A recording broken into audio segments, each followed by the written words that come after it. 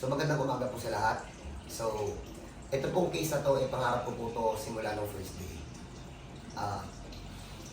Hindi po ako nag-aral ng kahit na ano sa mga nakikita niya na kaya kong gawin. Yung mga sayatika na yan, dito ko lang po narinig yan sa mga pasyente ko. Tinawag po nila akong magaling ako mag-align ng mga ugat na kahit po for operation na, nagagawa ko pa rin po ng paraan. Naging reference po ko ng mga manghihilot. Sila lahat. Naging reference nila ako for 5 years. Pero sa totoo lang, hindi ko yung out of all of the case na kaya kong pagalingin. Meron talaga akong mga pinangarap na case na sana once in a while mahawakan ko sila. Isa na dyan yung mga epileptic, seizure disorder, yun. And I'm hoping na someday magawa ko rin ng paraan yung mga special child. Pangarap ko talaga yan na mapagaling. And balik tayo dito sa seizure disorder nito. Merong isang pamilya na lumapit sa akin, pinahawak sa akin yung seizure disorder. Hindi ko naman nakalain na sa 6 months na nagpahinga ako na hindi ako gumawa ng video, mas grumami pala yung talent na nasa kamay ko. Sobrang salamat talaga. Itong ipapakita namin video, hindi ko rin nakalain na kaya pala talaga ito sa hilot. Sa totoo lang. Pero salamat talaga at pinagpahinga niyo ako. Mas naintindihan ko yung katawan ng tao. Yung ipapakita ko sa inyo is normal maglakad. Normal lahat. Normal siya makipag-usap, normal. Lahat kaya niyang gawin. But, sa loob ng isang buwan, 3 times siyang nagkakaroon ng seizure. And, gumagastos yung pamilya nila for maintenance ng 15,000 naman. And dito sa makikita nyo, parang mag-explain. Natagalan ng pag-post ito. Kasi hindi ko to agad, pagkahilot, ipinost ko agad. Dahil dun sa bagong rules ko, nagawan ko ng paraan na mag-stay siya sa akin for a month. More than a month pa nga. 2 months siyang nag-stay sa amin na nagsisession. Sinigurado ko muna ng mahigit 1 buwan na hindi na siya aatakin. And proud to present po, ito po yung video niya. Mahigit 1 buwan na po siyang hindi inaatake. God bless po sa lahat. Kung gusto niyo pong makatulong sa may mga ganitong sakit, i-share niyo na lang po. Hindi ko alam kung may interview video kami nito. Kasi Pogi, pag ilang session to? Pang-4. So, isa to sa mga pinangarap kong sakit na mahawakan ko someday, kasagsagan ng hilot. Kaso, I don't know hindi dumating yung time na makahawak ko ng ganitong sakit. Pero tingnan nyo mami, lapit ulit mami. Pogi, anong sakit mo, Pogi? Seizure disorder po. Yan! Seizure disorder. Mamaya, ipapakita ko sa inyo, yung may kumpleto siya ng mga reseta, ng mga gamot. Wala naman akong alam doon sa mga gamot na yun. So, hindi ko alam kung ipapakita niyang gamot, kung ano pa talaga yun. Kung malay mo, panglagnat lang pala yun. So, Bebe, ilang taon ka nag-suffer doon sa seizure disorder? 5 taon na po. 5 years. Ano yung gina-explain ng mga doktor sa'yo? One lang po una. Ilang doktor na lapitan niyo ng bebe? Isa lang po. Anong sabi? Paano daw mapapagaling? Sa check-up lang po O maintenance na lang? Maintenance lang. Yan. So, hindi ko alam kung ano talaga yung mga naging usapan nila doon sa mga anong yan. Hindi ko din naman alam na kaya ko itong pagalingin, sa totoo lang. Wala akong technique noon na kaya kong dukutin yung mga leeg. Kasi kahit tanongin nyo yung mga nagpunta dito, once na narinig kong sa leeg ang tama, auto-pass ang team ko nun. Kasi bakit? Nakakapa ko yung mga kapag once na hinahawakan ko yung katawan ng tao, nakikita ko kung ano yung mga nasa loob. Ang problema, nung panahon na yun, nakikita ko sobrang dami ng ugat. Wala pa akong technique nun Pero thank you talaga sa taas. Thank you talaga sa creator natin. Nakita sa akin kung paano hilutin yung mga leeg-leeg na ganyan. Ginaganyan lang yun, ginaganyan.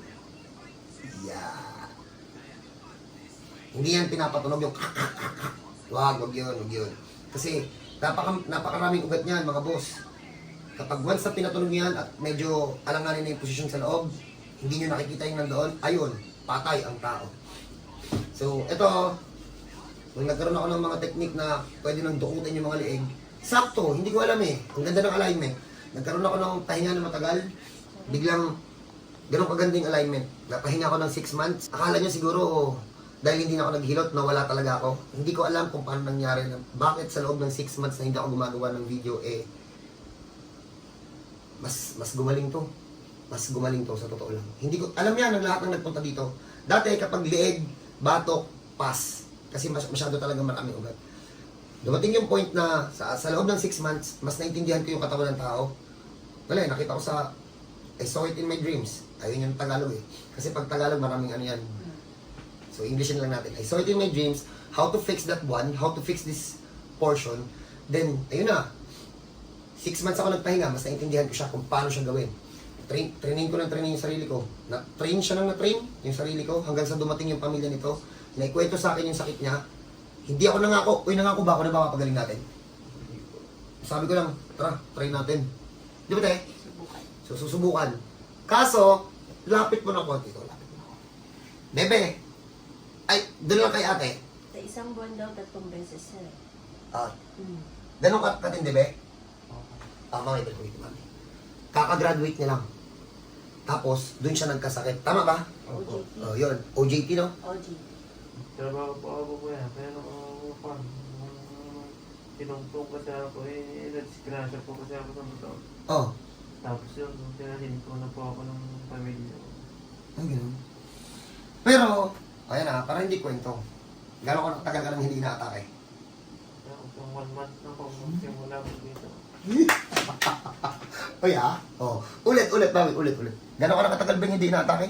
Isang buwan na po. Nung magsimula ko dito ng pahilo.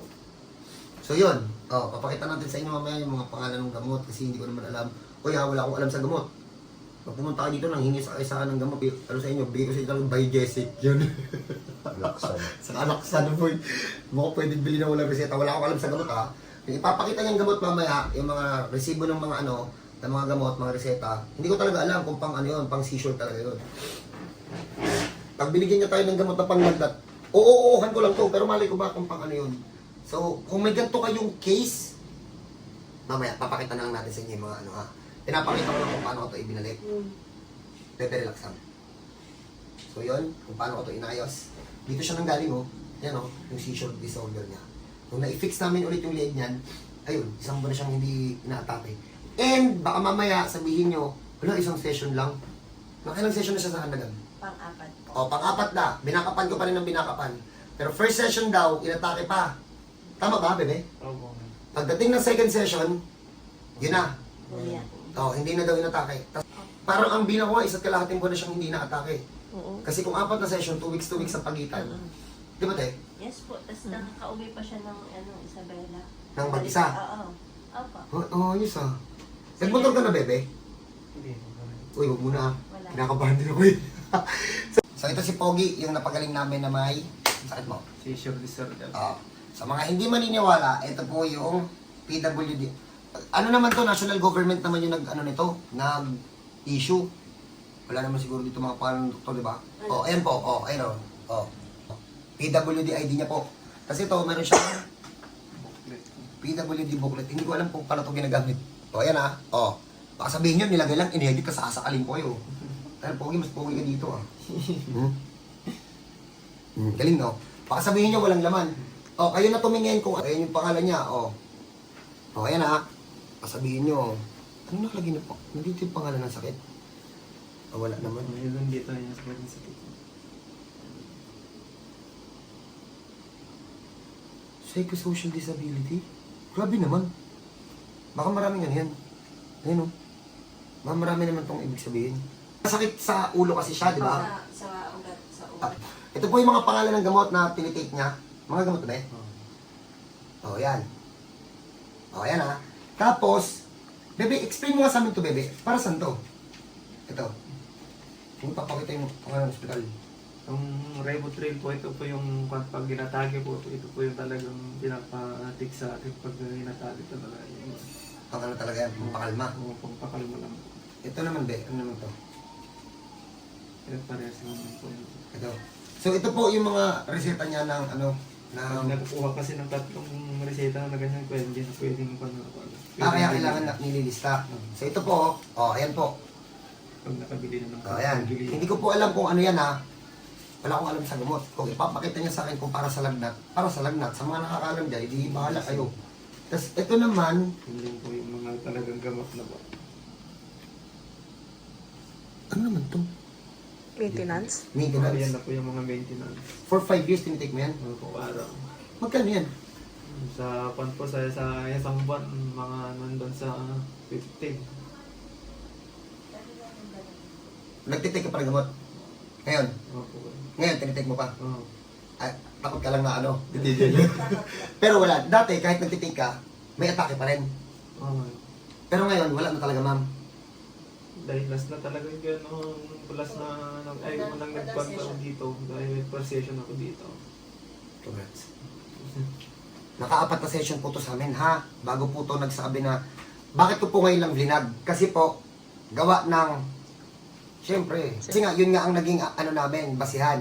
Sabi niya, sa loob daw ng isang buwan, 3 times. So sabi ko, ano muna, tagalan muna natin. Paabuti muna natin ng isang buwan. Tingnan natin kung aatakihin. Eh, bigla silang nagsabi dito na, sir, hindi na talaga inatake. So, ayan po, papaulit ko po sa inyo. Ayan po, hindi ko po alam kung ano yung mga pinaglalagay namin dyan sa video namin. Sa totoo lang. Kung sa mga nakakaalam po, kayo na po bahala. Gusto nyo makatulong sa may mga gantong sakit? Kasi ang alam ko talaga, sila naman na nagsabi, maintenance lang ang binigay. Hindi talaga yung kagalingan. Ngayon, if ever na may ganyan kayong sakit, try nyo dito. Tapos abangan nyo yung mas malulupit pa. Lagi ka. Abangan nyo yung mas malupit pa. So, hindi ko naman po akalain na kaya ko itong pagalingin. Alam naman po ng mga tao nang galing dito na kapag once na galing sa liig yung tama, out po ako doon noon pa. Pero for some reason, after 6 months na nagpahinga, nag-upgrade eh. Kung noon nagalingan kayo sa akin, i-try nyo ngayon. Tingnan natin kung ano yung mas kaya kong gawin. So, paano po? God bless po sa lahat. God bless po sa pamilya nito. Thank you po sa pamilya nito at pinasubok niyo po sa akin. Matagal ko pong pinangarap tong gantong sakit na mahawakan sa kamalaman kung kaya ko ba talaga pagalingin to.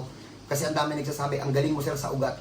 Sa ugat lang din yan. Hindi ko kasi alam kung ano yung right turn. Yung pinaka-ugat dun sa may ulo niya, dito sa may right side na to, nung hinahawak-hawakan ko dun sa may batok, yung makap dun sa may utak niya, siya yung naging dahilan para hindi mag-function na maayos. Hiniwalay ko lang ng konti, hinata ko dun gamit yung batok. So kung may ganun kayong case, hindi ko alam kung tama ba yung pagkaka-explain ko, basta yun yung nakikita ko sa loob. If ever na may ganun kayong case, nagagawa ko po ng paraan yun. So God bless po sa lahat.